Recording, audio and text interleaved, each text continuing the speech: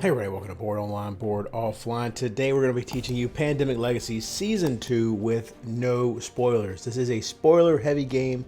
We will not be doing any spoilers. I actually have not even begun Chapter 1 yet. I instead have played the prologue to get used to how the game works. And we'll talk about how the prologue works here in just a little bit as well. But there are going to be no spoilers other than what you'll find in the beginning of Chapter 1 as you start the game. And so, not really spoilers. Unlike most games, which fully reset every time you play, Pandemic Legacy carries some elements forward from one game to the next. Decisions you make in Game 1 will be there in Game 2 and 3 as well, and every game played with this copy of the game. You'll have stickers that you put on cards and parts of the board. You'll have these dossiers with sealed windows that you'll open at the appropriate time during the game. You'll write on components as you do things like name new characters or name locations on the board. You've got these sealed boxes that are going to have additional components and game items in them. You've got the legacy deck, which must be read only in the order that it's built and must be read only when told to do so. It's also possible that you will even destroy actual components, tearing up cards and things like that. These changes are intended to be permanent. Also, at the end of each game, your group will make permanent improvements to prepare for future games.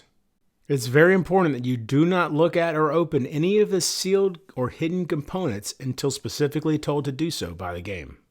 There are sections of the manual that have rules missing. These will be revealed as the game continues. As I previously mentioned, the legacy deck is found here.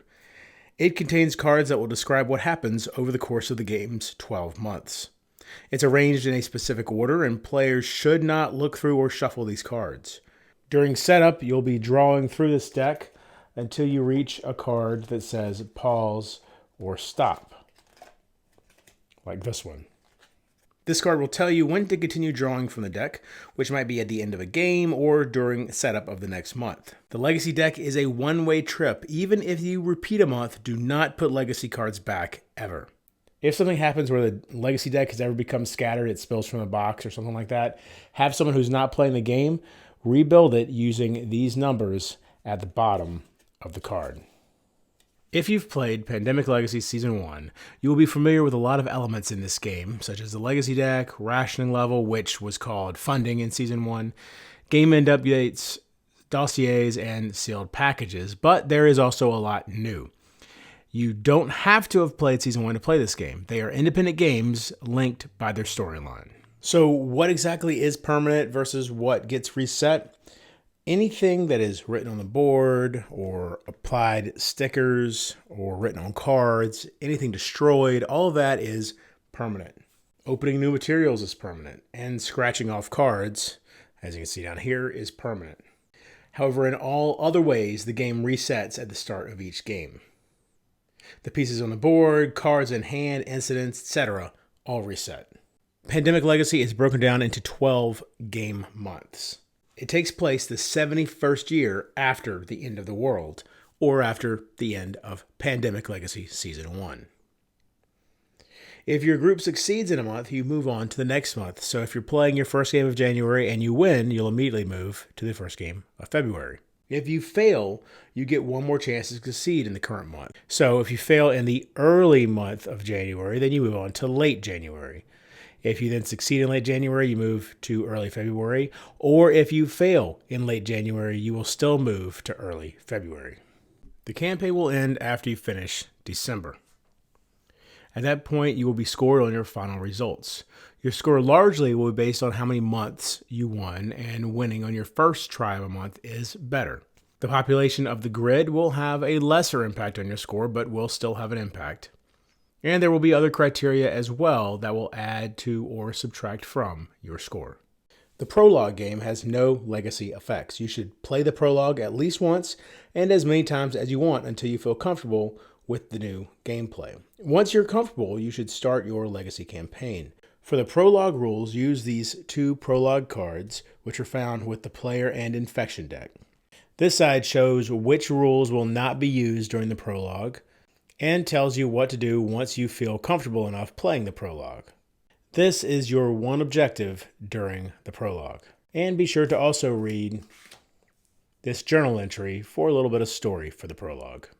Now let's take a moment to take a look at many of the components that you'll encounter during the game. Let's start with objectives. In each game, you will need to complete one or more objectives to win. The number needed is shown on the board for that month. As you can see in the prologue, there is 1 star here, and so 1 mandatory objective is required. There will always be at least 1 mandatory objective. These must be completed in order to win. When players have multiple objectives that they could choose from, they do not need to decide which objectives will be accomplished at the beginning of the game and may see how the game unfolds. Unless the players are instructed to destroy an objective, it will be available to complete month after month, even if you previously completed it. As you play, you will find cards that have dossier numbers or letters on them. When you do, open up and tear off using pre-cut tabs the dossier door matching the numbers or letters of the cards. For instance, in the first set of legacy cards that you pull from the legacy deck, you get this turning point card that states if there is at least 1 city with 0 population, open A and 12, and then destroy this turning point card. These are referred to as packages, and the game will specifically instruct you when to open them. Anytime the game refers to the reserve, it's talking about the area in the box where you might keep cards, stickers, and pieces that aren't an active part of the game but might be needed during or after a game. At the beginning of each game, players will choose and add rationed event cards to the player deck equal to their rationing level. At the beginning of the campaign, the player's rationing level is 4 in the prologue and at the start of January, but this will go up or down from game to game. As it turns out, there are 4 rationed events available in the initial player deck. The minimum rationing level is 0, the maximum is 10. Throughout the game, players will also discover unrationed event cards. These are always included in the player deck regardless of the rationing level until they are used, at which point they are destroyed. They do not count against the player's rationing level. These tracking tokens are used to keep track of how players are performing on certain mandatory objectives. So in this case, when a player builds a new supply center, they would move this up 1. Some cards have room for improvements. These improvements are put on as part of the game end production step. Each card can have only 1 improvement, and you can put an improvement only on a card that has a space for it. Note that infection card improvements and city card improvements have a different shape and help you remember which goes on which card. All turning point cards the player finds are placed in the game end area at the start of each game. These are checked at the end of the game to see if their requirement has been met. If so, follow the instructions on the card, and if not, then the card is returned to the reserve until the next game. This first turning point card will be introduced during the setup of January, as you initially go through the legacy deck. Supplies are all that stand between the world and extinction. Whenever an infection card is drawn, remove 1 supply cube from that city and place it in the stockpile. If, when that city card is drawn, there are no supply cubes in that city, place a plague cube in that city instead. This is the plague that has brought the world to the brink. There is no known cure or treatment for this plague. Supply centers are temporary structures you can build in a game. They are a combination mobile hospital, supply depot, and headquarters. Supply centers do not stay from game to game, as the Hollow Men, the infected in this game, tear them down almost as fast as you can put them up. Supply centers allow you to produce supplies in that city. And at the end of a game, the population of cities with supply centers will increase by 1, so Tripoli would be a 4 at the end of the game. All produce supplies cards are shuffled into the player deck at the beginning of the game. When using a produce supplies card, the player will be able to produce supplies at a haven or a supply center. Now let's discuss the board in a little bit more detail. There are 2 types of locations at the beginning of the game. Havens are the white locations with anchors in them, and cities are the yellow, black, or blue locations with anchors in them. Any card that specifically talks about a city cannot be used on a haven, and vice versa. The anchor means that the city is close to the water. As players expand what they know about the world, they will find cities that are not close to the water and will not have anchors on them. Locations with anchors are known as port locations. At the beginning of the game, there are 3 havens. Every location has a population number written next to it. At the beginning of the game, all locations have 3 population. The population of a location determines how many supply cubes are placed when using produce supplies. A location's population can be as low as 0 or as high as 8. At the beginning of the game, there are no supply lines, but as more and more land-based cities become available, they will be connected to each other via land supply lines. Any cities directly connected by supply lines are considered adjacent to each other. 2 cities like these connected across the ocean are connected by sea lanes.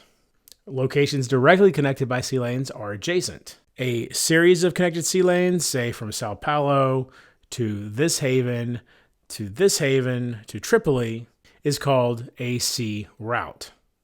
Anytime you hear the phrase the grid, this refers to any location that is connected to the starting havens. As you explore the world, you will expand the grid. Whenever you open a sticker that expands the world map, add that sticker to the board. Align it using the longitude and latitude lines, as you see here. The objective section is in the top left section of the board. All of the player's objectives, mandatory and otherwise, will be placed here. January starts with 2 objectives. And as you can see, both are mandatory based on the 2 stars here. Other objectives will be added and removed as the months go on. If you ever have more objectives than you can fit into the objective section, just place them near the board. During the game, players may be instructed to put cards in the game end area, such as their turning points. At the game's end, remove all cards from this area and follow any instructions on them. The incident track lets you know how many times a plague cube has been added to the board. Even if a card or ability removes one of these plague cubes from the world, the incident marker never moves backwards. When the incident marker reaches the end of the track, the players immediately lose the game. The stockpile is where supply cubes go so that players can keep track of how many are left and easily reach them. During the game, unless a card or effect says otherwise, supply cubes are taken from the stockpile when they're placed out on the board and returned to the stockpile when they're removed.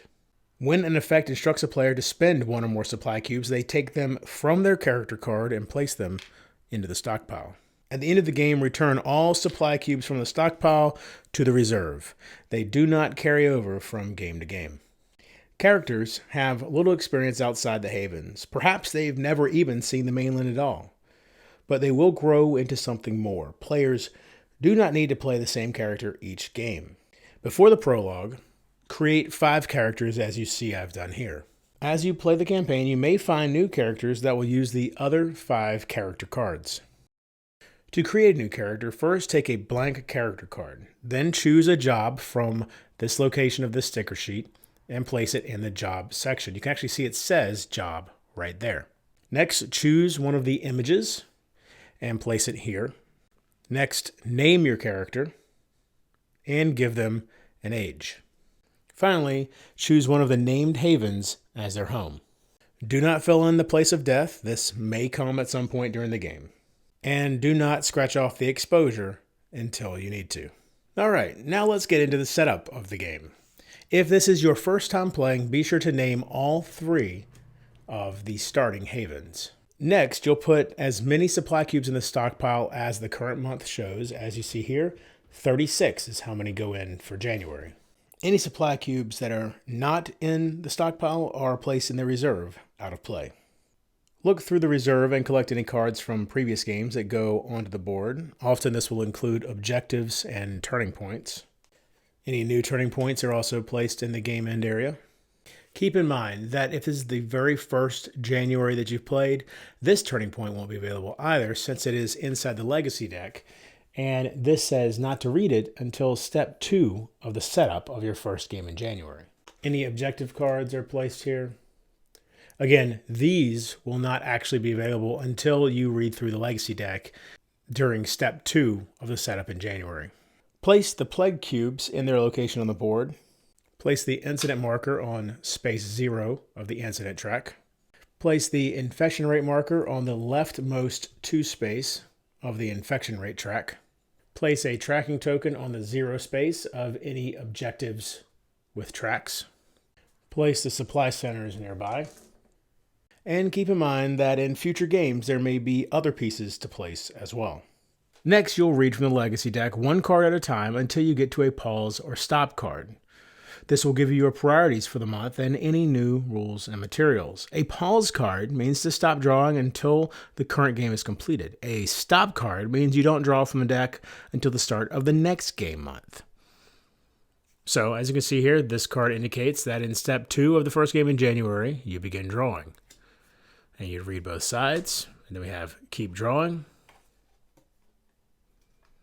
keep drawing. Here's the turning point, which would go into the game end section. And then here we have a pause that says, draw this card and read the other side during Step 2 at the end of your first game in January. Next, players will supply the grid. Players put all cubes from the stockpile onto the locations of the grid. They can place any number of supply cubes on each location, even 0. So maybe you'll initially put something out like this.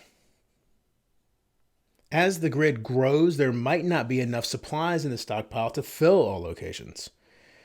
Players will have to decide which locations are in short supply.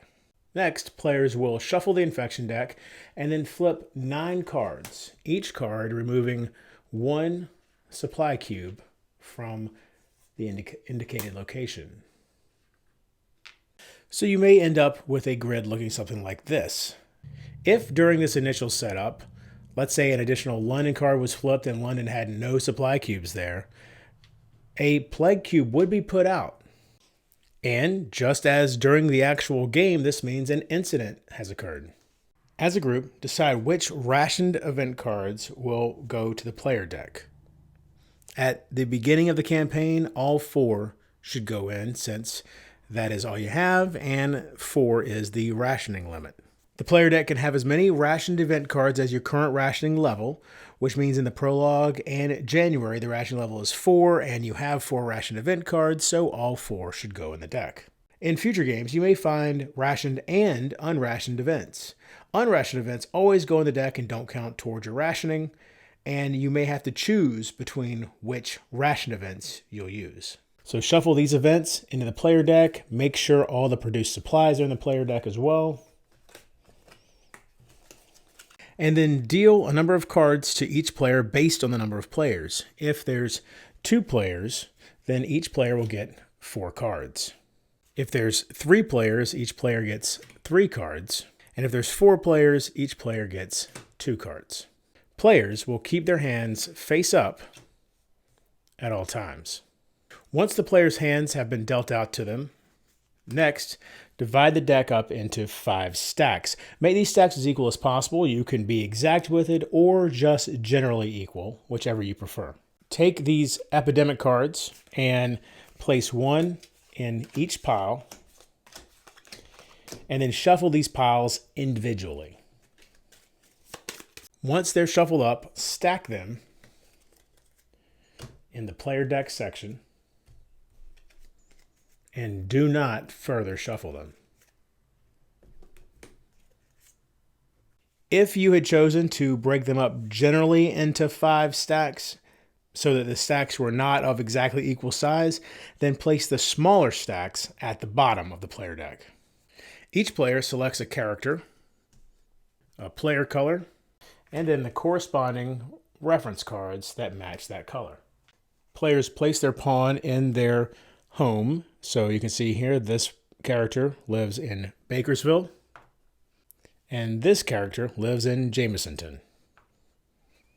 If because of various events in the game, there are not enough characters for all players, some players may have to play as a Haven worker. Players take the pawns, shake them up, randomly pick one, and that will be the first player. And then from there, play proceeds clockwise. Each player turn is divided into 4 steps, which can be referenced in the bottom right corner of the board. On a player's turn, they will check for exposure. They'll then perform 4 actions.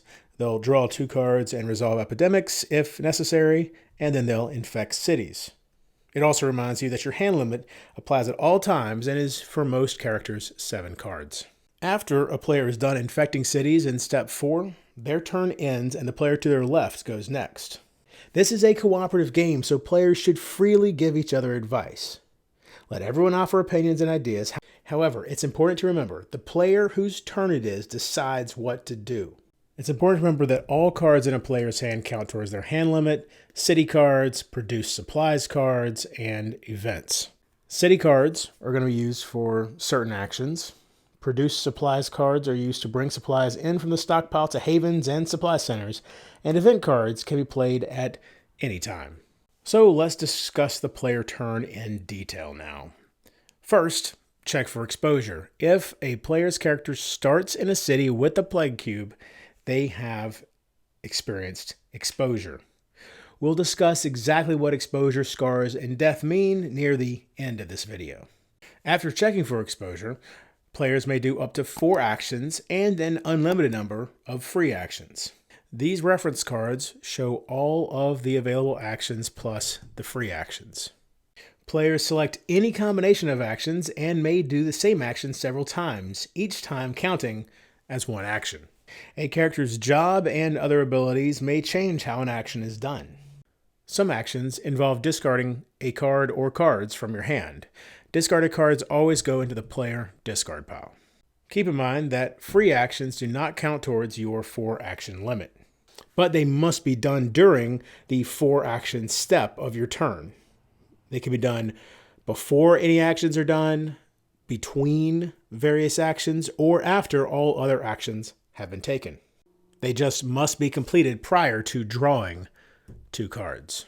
It's also important to remember whether we're talking about free actions or the regular actions, you must complete an action before starting another action.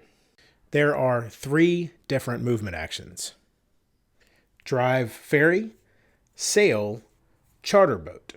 The drive ferry action allows a player to simply move to an adjacent location. Remember, locations are adjacent if they're connected by a line. If a player wishes to sail to a location, they discard a card and move to the city named on that card, as long as they can trace a sea route to it. So in this case, from Bakersville to New Brandia to Tripoli. Keep in mind, sailing requires a sea route, so the locations must both have anchors on them and every location in between, because for obvious reasons, you cannot sail across the land. Alternatively, a player could discard the city they're in, so this time discard Tripoli, to then charter a boat to any location they wished. Again, as long as they can trace a sea route. Once again, a charter boat cannot go across the land. The Make Supplies action allows a player to take 1 supply cube from the stockpile and put it on their character card. A character may hold any number of supply cubes. A player may discard the Produce Supplies card while in a haven or supply center to do the Produce Supplies action. If you use the Local Production option, players will fill their current haven or supply center with supplies. Remember, it's filled to the population limit. If the location already has supply cubes equal to or above its population, you cannot place more.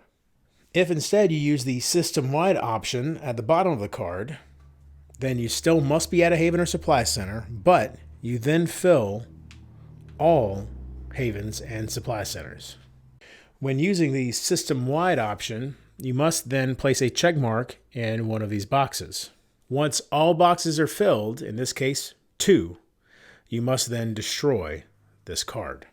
If there are not enough supply cubes in the stockpile to fill locations to their population limit, put as many as you can in any order that you like. As an action, a player may put as many supply cubes as they like from their character card onto their current location. This is known as deliver supplies. To perform the share knowledge action, it can be done in one of two ways. The active player may give the city card they're currently in to another player in that city. So blue could give Tripoli to the brown player. Or the active player may take that card from an inactive player in their same city. So the blue player could take Tripoli from the brown player. It's important to remember the players must be in the same city. The card they're passing off must also be that city, and both of them need to agree to do this. If the player who gets the card now has more than their hand limit, that player must immediately discard a card or play an event card. To build a supply center, the player must discard 5 cards matching the color of the city they're currently in. So the brown player is in Tripoli, which has the black color, and so 5 black cards must be discarded into the player discard pile, and then a supply center is built. The supply center will last for the rest of the game. If the players get to a point where they have built so many supply centers that no more are available, they move an existing supply center to their current location instead. Also, each city may only have 1 supply center. The Recon action is not available in the Prologue, as it is inherently a legacy element, but it is available starting with the very first mission in January, and you can see it's actually a mandatory objective in January to recon North America. When the player recons, they are exploring some of the lost world in an attempt to learn what happened and how it can help with their objectives. Each location where the player can recon shows what must be spent in order to do so. In the case of North America, the player will need to recon with any 3 blue cards from a supply center here to open package 1. Unless otherwise stated, there will always need to be a supply center in order to recon.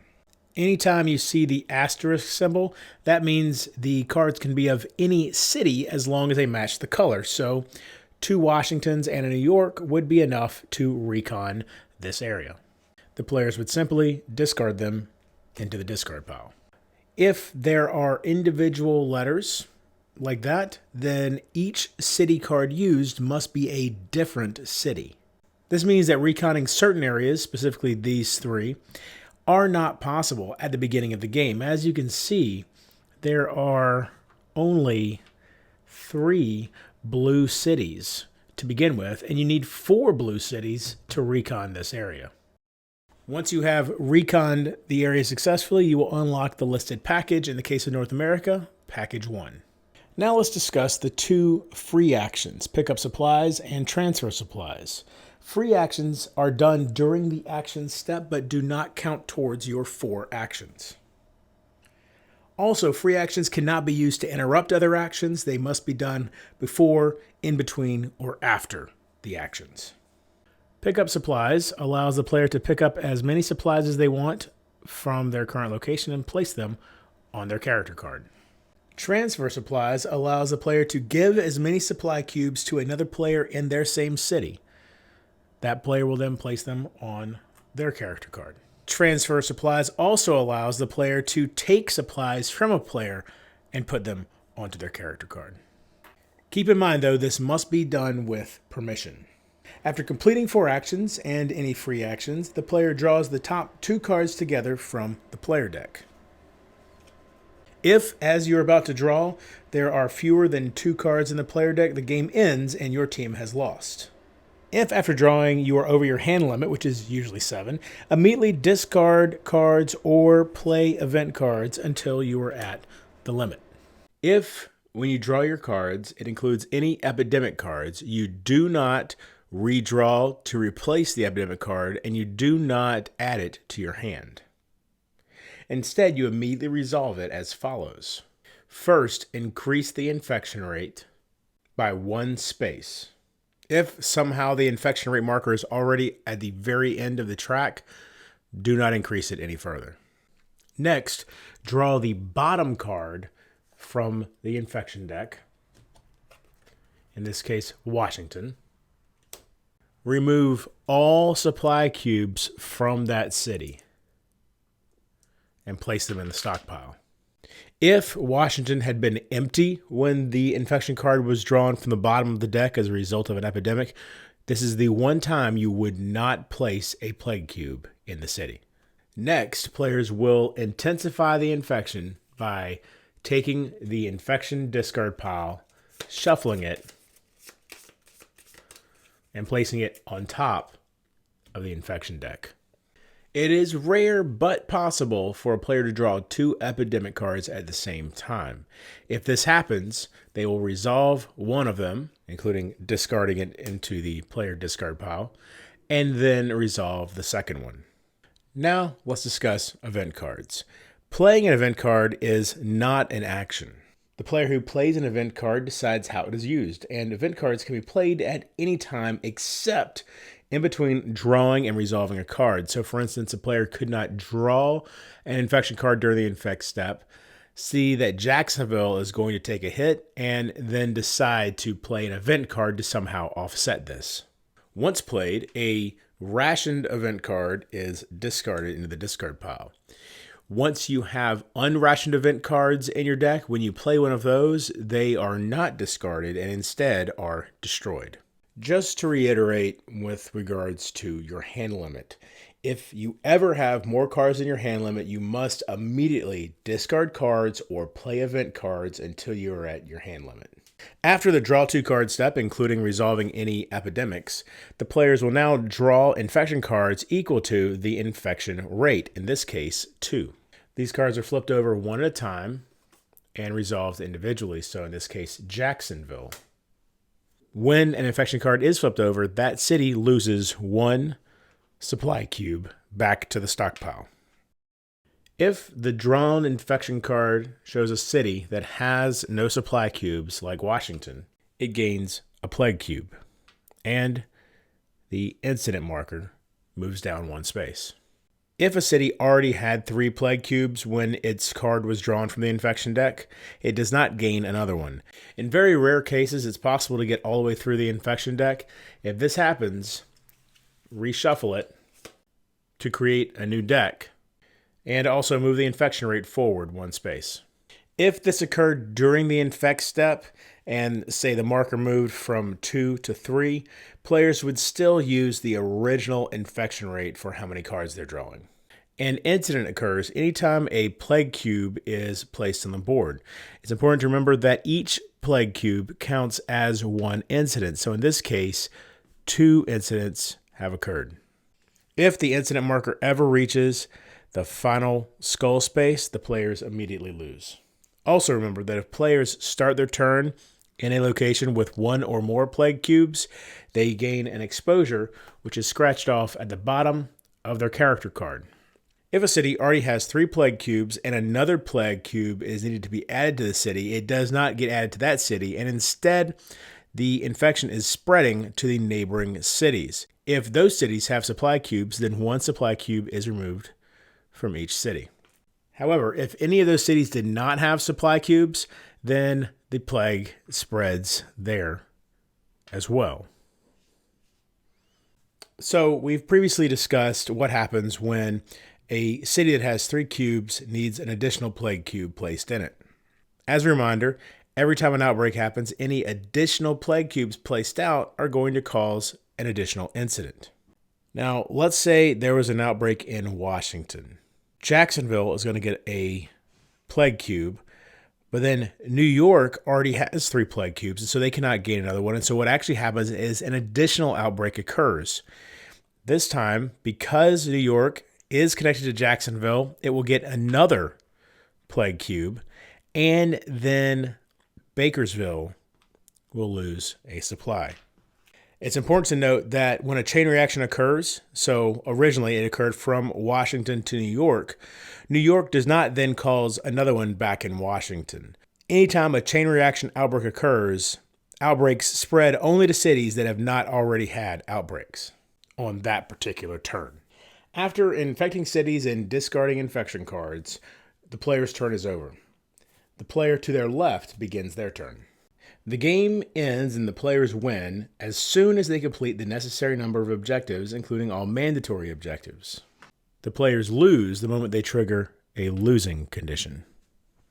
Either way, the game ends immediately, even if it is the middle of a player's turn or a series of outbreaks. Win or lose, you are not allowed to finish the turn. As a reminder, The players lose if the incident marker reaches the skull at the end of the track, or if they cannot draw 2 cards during the draw 2 cards and resolve epidemic step of their turn. Win or lose, the players will return all their city cards in their hands and the discard pile to the deck. All infection cards will be returned from the discard pile to the infection deck. Players should then track what just occurred during their current month on the game calendar on page 18 of the rulebook. Page 19 also has the cities of the known world, which will help track which cities are on the grid as well. As cities are revealed, you'll write their names here, and when they become part of the grid, you'll place a check mark here. Then players will need to follow the game end steps found on the back of the rulebook. First, players will need to adjust the population of any city that currently has 1 plague cube.